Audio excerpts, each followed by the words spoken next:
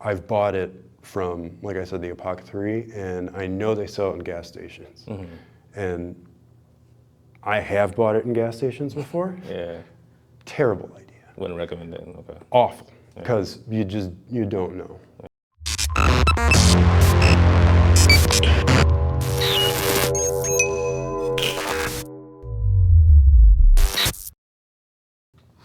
All right, Pete.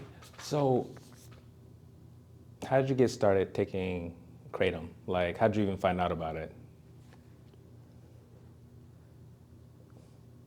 Well, I was living in near San Francisco in Oakland, California, and I was just doing research. I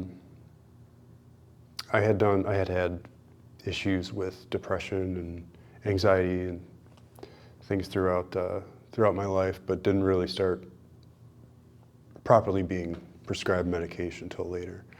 I tried a few different things, and it was probably on the internet. I don't remember the exact source, but yeah, there was a shop. There was an apothecary shop near me, and I went in there. I talked to one of the employees, and it kind of explained to them my situation and everything. And at that point, I had been on antidepressants. They had tried me for stuff for ADHD, but the kratom that they suggested to me was, I believe it was a green strain. Okay. Because I know different strains do different things for different people. Right. So I tried a green strain, made me kind of tired. Red strain, same thing. And then I tried a white strain. And that was the one that seemed to work with everything else. But it was probably the internet. It worked. Kratom hadn't really exploded because it was still going through a kind of even in California, you know, it was obviously not tested enough. Right.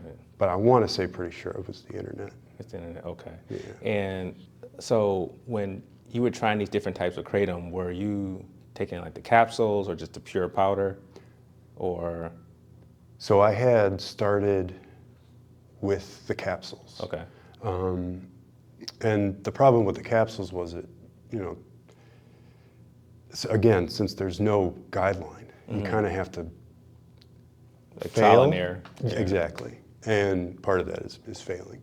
So the capsules didn't really seem to work for me. What I ended up doing was breaking the capsules and then pouring them in like a little plastic cup that they gave me just to measure it out, the suggested dosage.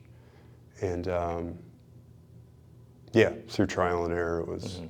I realized that the powder with orange juice worked. Worked. Okay. Yeah. So what led you to it was more the depression, right? It was depression. It was kind of combination of things. It was a combination of things that kind of led me to it. And the other things just didn't work, or not work as well as you wanted them to, or? They worked. It was just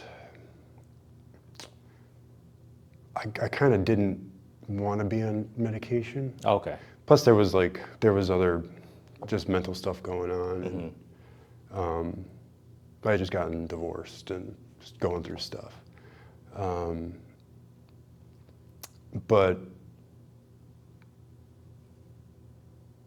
I don't mind trying experimental things, you know? Because this even like I moved here a year ago, and ketamine therapy was becoming kind of a big thing there. Yeah.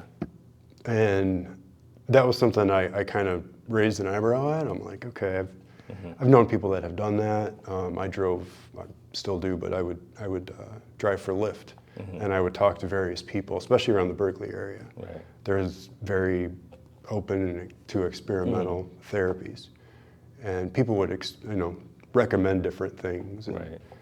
And now that I actually think about it, it may have just been a suggestion from like a passenger. Right. And that led me to the internet, which, did more research. That led you to it, okay.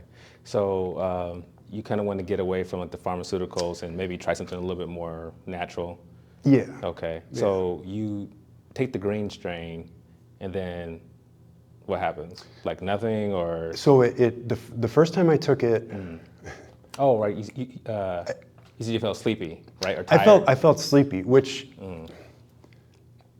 wasn't great. Kind of dumb because I was working, and sitting in, I was working outside, thankfully, but I started getting sleepy. I'm like, oh man, I should have waited till the weekend, Right. just to be sure. But yes, and now that my mind's re-going over it, it was a green and a white is what they had suggested. So Okay. I think it was a mixture of two things, Okay. which I would never recommend. I would recommend anybody Use one strain, just try one. just one strain, okay. Because mixing it, I eventually, got down to one strain, but I would also mix it after I felt comfortable. I would introduce other things just to see. Right. Because again, everyone's kind of different, and there are no guidelines for it. You kind of just have to see. And for me, it was the green strain made me sleepy. I think it was like a green Meng Da.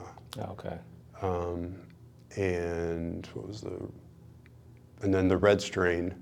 So it was like the green and the white made me sleepy, but I liked the green, so I cut the white out. Okay. And then I took green and red together.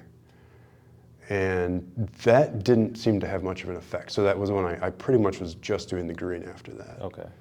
And then I introduced white into it. So I was Okay. taking white and green. And then as of like maybe 5 months ago, green is just the white strain only. seems to Okay. work well because I do take antidepressants. Okay. And I have ADHD medication as well.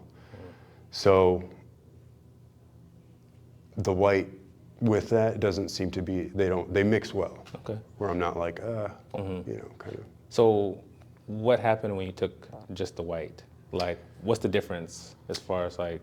So what I noticed was when I took just the right amount, especially in the morning, it seemed to last longer because I work kind of late, like I work at later in the afternoon. And I was taking my ADHD medication, so at like 3, 4 o'clock, which is not good for your sleep. Right. And I already had sleeping problems to begin with. So the white, just the right amount, seemed to last a little bit longer, and I didn't have to take as much of the ADHD medication later. Okay. And So like what lasted longer? So like you were able to focus better with the white? yeah, it would kind of get me in a place where, because before I moved, it was so bad, just the way I was feeling. And just to be clear, I was feeling bad before any of this stuff. Like it just kind of happened. But it just seemed to last long if I would take it at like noon. Like I said, like with a glass of orange juice. That would, the potentiators, I think that it's called, it would bring it out. And then with that, the introduction of the orange juice, it kind of counteracts a little bit with the ADHD medication, which is actually good. Okay. Because then you don't get like the frantic. Right. So it's more balanced. Exactly. Okay. Yeah. Okay. And so this, you're still taking just the powder with the orange juice, right? Okay. So the orange juice, I usually take during the week. So yeah, but the weekends, it's just the powder. Just the powder. Okay. Yeah, just the powder. So like how much are you using, like per dose? So as far as measurement goes, like are you using like a little scale, or are you just kind of I eyeballing it? I kind of eyeball it at this point where I'm like, because I did take, like I said, the first time I did it, and even times after that when I was trying different strains, and other people that were, I talked to that took it, like first time, it's too much. And there is a negative effect for sure. Yeah. It's like with anything. I never got to that point, but definitely like, you get a little nauseous if you take too much, so it's like Okay. cut back on that. So I probably should have kept a better record of how I was introducing it, but So like, I don't know, like a tablespoon full? probably about a tablespoon. What tablespoon? I would say a tablespoon between like 11 a.m. and like 2:30. Okay. And then maybe I'll have a little bit more depending how active I'm going to be at work, Right. at my job, because a lot of it's lifting and this and that and the other thing. Okay. So, and it's good for energy, which is pretty much what it is, or what I use it for. It's a motivator. Right. Okay. Now I have another video on kratom use, and then I know, like in the comments, some people, I would say like most people speak highly of kratom, but there are like a few that talk about like the other side of it, where I don't know, they had bad experiences with it or addiction issues. So with you taking it for so long, because you said what, 7 years? Or Yeah. around 7 years or so. Around 7 years. Yeah. Do you feel like you're addicted to kratom? I wouldn't say addicted. I mean, I went weeks without it at certain times. And nothing happened, like no. I mean, there withdrawal was probably symptoms? there were not I wouldn't say withdrawal, but see, also at the same time, my doctor that I had, we were doing, I was trying different antidepressants, so I was Right. taking like citalopram, and then I would go off that for a little while, but that was pretty much consistent. Like I would switch to another antidepressant, Right. and when you go off antidepressants, at least for me, vertigo was a big issue. And what I'm on now, it just seems to be the right dosage. But as far as the withdrawal from kratom, it's more the habit. It's, Okay. I don't know how to really describe it, because I never felt sick. Like I did have a friend that I had talked to recently. We had a mutual friend, and I was telling him, I was like, yeah, kratom, and he's like, oh, our friend, he was taking it, and he did have a problem. He had to go to rehab for it. But according to what my buddy was saying, he was taking it quite a bit. Okay. Because I think he was going through some stuff too. And he ended up, I mean, he's okay now, thankfully, but he actually had to go to a facility. And I don't know if there was anything else involved in that. Yeah. Again, that's just, but I've known this guy for a very long time. Yeah. You think it may be a dosing issue? Because it sounds like for you, you're almost using it therapeutically, where you have like a certain amount that you know is going to work to kind of give you energy, give you focus, Right. and then that's it. While maybe someone else is taking it like recreationally for fun, like they're taking the amount to get like some kind of high. To get high, yeah. In effect, then maybe if Right. you take it to that extent, then maybe you're gonna start feeling like some kind of withdrawal symptoms from it. I think so, because there is, even though we're all, everybody's body's different. There is a certain amount that you just get sick. Okay. You vomit. Like that's, across the board. That's what I've heard. Okay. People just get sick, but if you're not doing it responsibly, Right. I guess.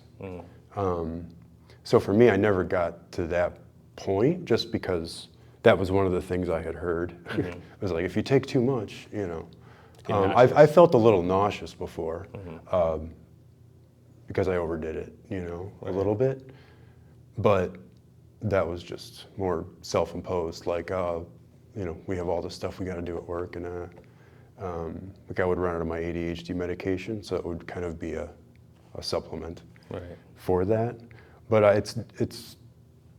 it definitely has a feel. Like I play music, and it would definitely, like it releases something, where it does stimulate the brain to where, if you're a creative person, it helps you go, Right. Okay. But Okay. So lately, I guess it's been a little controversial as far as kratom, and a lot of people don't know what to think of it. Like, if it were up to you, and to keep it legal, people have access to it, or I don't know, put it under some sort of government regulation or something like that, how would you think you would go about it? I think I'm all for regulations Regulation, in, okay. in a lot of aspects of life, but especially medication, because, you know, the problem is people do their own research. Like, Yeah. sometimes you have to do, and I think if things were more regulated, or there wasn't such a fear behind it, you wouldn't have people doing their own research, at least as many people. And regulation is a good thing, you know, because then you're doing a wider variety of tests with many different people. You know, if we were all the same and we all reacted to it the same, it'd be a different story. Right. But since everyone's different, you want to have an idea on a broader scale of how this affects people. Right. And knowing that bad things can happen from people that do it, they overdo it. Yeah, it's just a matter of, I mean, how are they going to make money off it? You know, Right, like that's yeah. always seems to be the thing, like with marijuana and everything like that. Yeah. So like regulated as far as Well, the like doctor would have to prescribe it to you, or regulated sort of like how they're doing now with the marijuana, where they have like certain shops and it's kind of controlled, it should be tested. It should be tested. I mean, they Tested. should have wide like trials. trials and doing stuff. trials You know, like that, have yeah. people come in, you know, interview kind of like this, and you know, especially people that are considering it now that it's getting a bit more popular. Like I guess I don't know how long it's been legal or how long it was legal in California, but when I moved here, they had just legalized it. Like they could sell it in shops Right. anyway. So there's one shop that I would go to, and I would also say I've bought it from, like I said, the apothecary, and I know they sell it in gas stations. And I have bought it in gas stations before. Yeah. Terrible idea. Wouldn't recommend it. Okay. Awful, because you don't know. And Is it stronger? Is it? or Is it just doesn't different? do anything. Oh, Like doesn't do anything. Oh, okay. I worked for the electric company there in Northern California, and they sent me to Texas to work for their electric company. And I had ran out. And in Texas, I think it was legal, but it was a very it's Texas. Right. So I bought some from what I thought was kind of more reputable. It was they call it like a head shop or something like that. But if it says, you know, if there's a marijuana plant neon thing and it says we sell CBD, usually you got to be Kratom. cautious. Yeah. You just have to be cautious. You can't really trust it. So, because you just don't know where it comes from. Where I buy it now, you know, they have the gentleman who owns the shop has gone to Borneo and places like that where they do, in South America, where they have these different strains. Oh, okay. And he's talked to the people that kind of cultivate it, because it was, you know, the workers they would just take the leaf and just chew it while they're working in the fields all day. And it helped them go.